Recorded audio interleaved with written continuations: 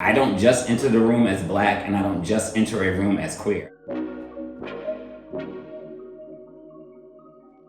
I enter a room as Black and queer, and those two things go hand in hand and are always together in any space that I occupy.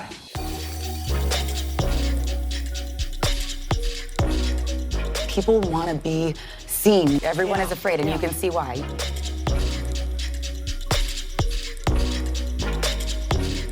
I grew up in a small city called Plainfield, New Jersey. Me and my younger brother, we spent a lot of our time with our grandmother.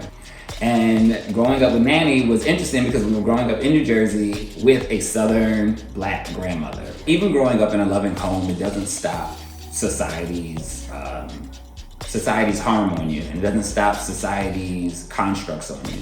And so even though I grew up in a loving home, there still was no way for me to fully explore my identity.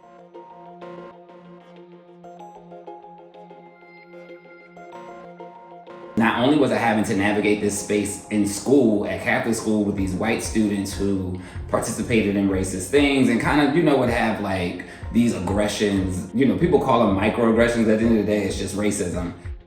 Then I would have to deal with my own community, right? And I would have to go to the barbershop and hear them say the F word and hear church talking about homosexuality, while me knowing that I was that and having to hide it. And so in many ways, like I said, it creates this layered oppression of where safety is nowhere to be found. Like, it's almost like there is no such thing as safety for a Black queer person.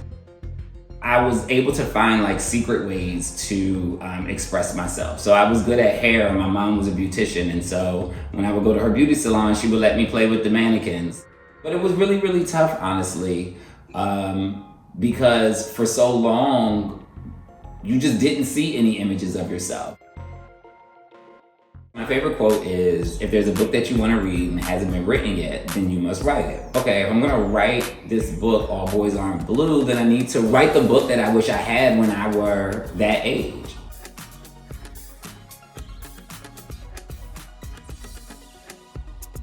Young adults, at times, are told that they are too young to talk about certain topics and subjects. I personally feel that if I went through sexual abuse or sexual assault at the age of 12 and at the age of 15, and I went through an issue with safety on a playground at the age of 10, that you cannot hide that type of stuff from young adults.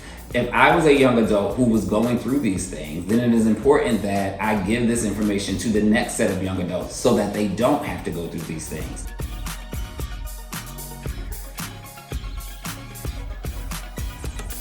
All Boys Aren't Blue is just but one story. And for so many to say this is the first time they've been seen in a book is a problem. And so what I'm hoping is that many of those people who feel seen by the book, but still feel there are parts of their story that needs to be told, start to tell their story.